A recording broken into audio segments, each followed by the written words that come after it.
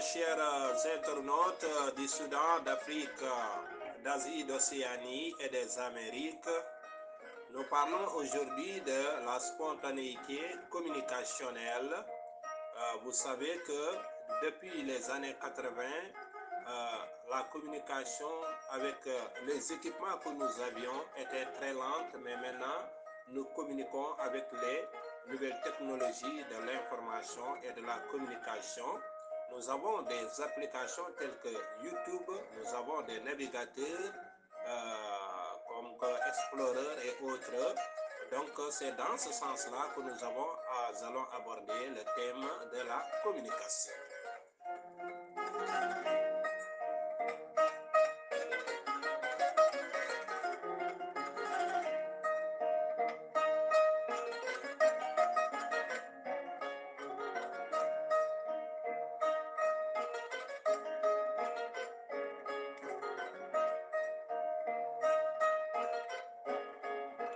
Il est de plus en plus difficile, par exemple, de faire des communications avec Yahoo ou bien via Yahoo, mais cependant, il est très bien, c'est un bon outil pour avoir des textes, de très longs textes.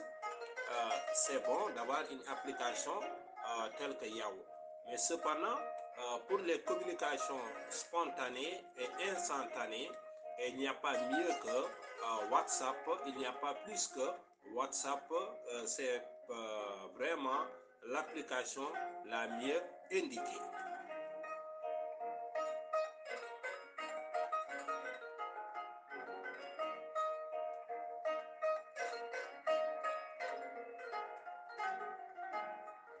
Cependant, l'on ne peut pas s'empêcher de parler du point de vue de la sécurité.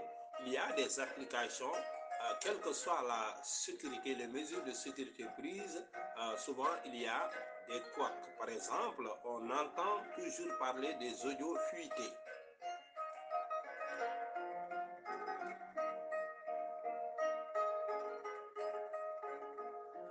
Donc souvent, le problème le plus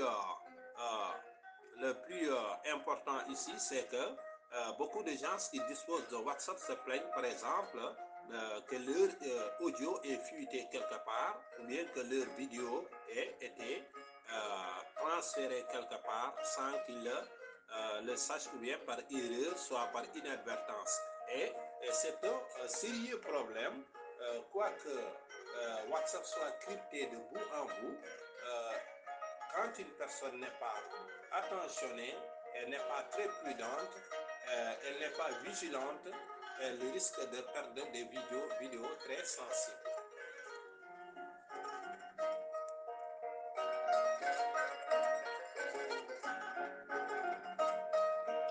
Les applications sont à l'essor, les unes sont comme des rallyes moto, sont très rapides comme des Suzuki, des Honda, les Formule 1. Ce sont des applications dans lesquelles et à travers lesquelles et par lesquelles la communication va très vite. Cependant, il y en a qui sont comme des cars rapides. Bon, on fait une transition musicale. Il y en a qui sont très rapides, qui sont très lents, plus lents, trop même lents. Il y en a qui sont comme des fusées. Il y en a qui traînent vraiment les pattes comme des charrettes. Les applications avec lesquelles nous communiquons vraiment sont très disparates. Il y en a qui sont très sensibles, mais il y en a qui, par surcharge, retiennent trop la communication et la communication arrive vraiment lentement.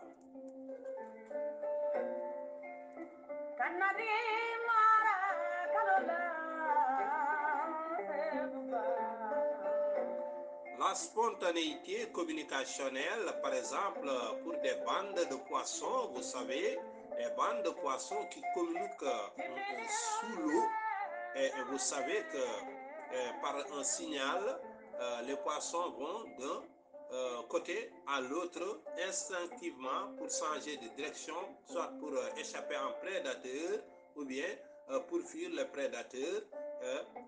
Les poissons changent instinctivement de direction. Tout à coup, ils sont dans un côté tout à coup, ils sont dans l'autre côté. Ils changent ensemble en moins de temps qu'il ne faut, en un éclair. Les poissons changent ensemble, toute la bande change de position et change de direction. C'est la communication spontanée.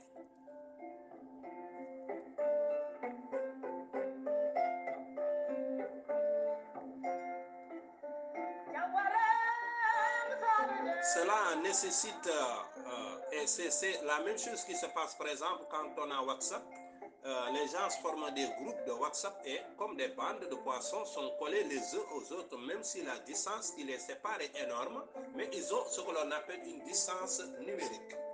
Ils ont ce que l'on appelle une area numérique. Une area numérique, c'est une superficie numérique qui rapproche les gens plus que d'habitude. Les gens ne sont pas situés, ils ne sont pas en France, ils ne sont pas aux États-Unis, ils ne sont pas en Asie, ils ne sont pas en Afrique, mais ils sont dans une chambre, dans la chambre que chaque personne possède son téléphone mobile, il est avec le groupe, son groupe de WhatsApp qui est tout proche de lui. Donc il y a une illusion de distance, une suppression des distances due à l'impact que WhatsApp crée en chacun d'entre nous. Il y a une suppression des distances. Une personne qui se trouve en Tanzanie, une autre qui se trouve aux États-Unis, et dès que la communication devient spontanée, on a l'impression que nous sommes réduits dans une seule chambre de 4 mètres carrés. Et ça, à l'instar des bandes de poissons qui se déplacent instinctivement et qui changent de direction et qui changent de position, et ainsi WhatsApp se comporte de la même manière, mais il y a le danger quand même, le danger de voir des audios fuiter, aller là où on ne voulait pas que ces audios tombent.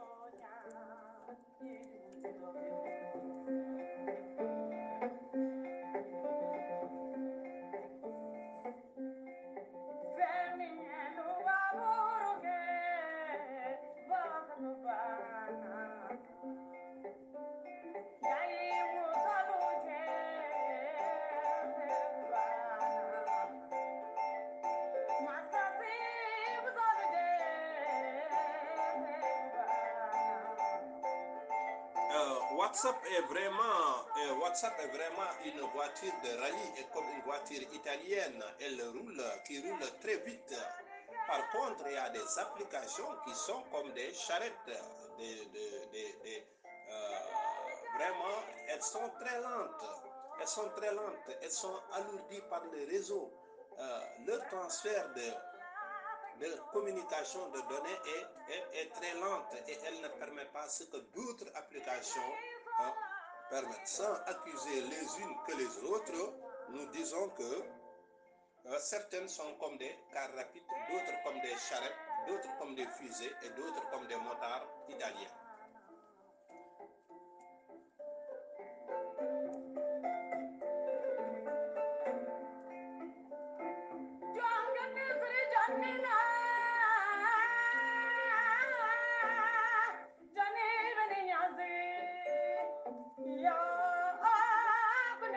Auparavant, quand, par exemple, l'Internet est venu, les gens parlaient de villages planétaires. Mais aujourd'hui, nous avons dépassé le concept de village planétaire, mais nous sommes dans le contexte de famille planétaire.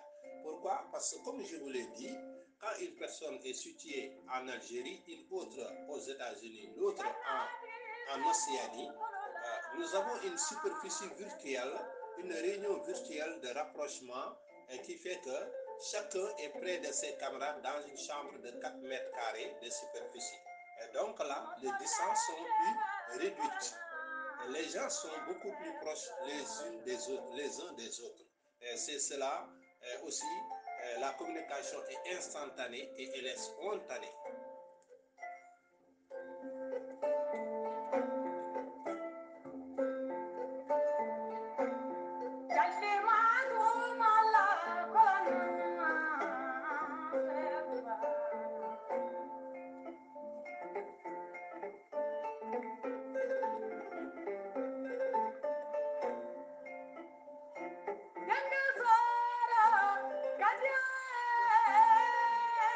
Donc, Ceci a longtemps manqué aux Égyptiens et aux Romains et a manqué à beaucoup de nations, à beaucoup de communautés qui, pour pallier à ce problème, prenaient des pigeons voyageurs. Vous savez qu'un télégraphe est lent par rapport à la communication aujourd'hui de WhatsApp et de Facebook. Vous savez que lors de l'accident de Titan, il y avait le morse là-bas, c'est-à-dire un télégraphe à morse. Mais tout cela est lent par rapport à la communication que nous avons aujourd'hui, qui est généralisée et chaque personne saurait ôter aujourd'hui l'opérateur de Titan aurait du Titanic du moins aurait averti au moins un de ses copains. Celui-ci aurait averti des millions de personnes rien qu'en 5 minutes. En 5 minutes, le monde aurait été au courant que le Titanic va sombrer. Donc, vous savez, pour l'évolution, la communication est très importante et c'est le premier facteur pour le développement des nations. La communication est le premier facteur.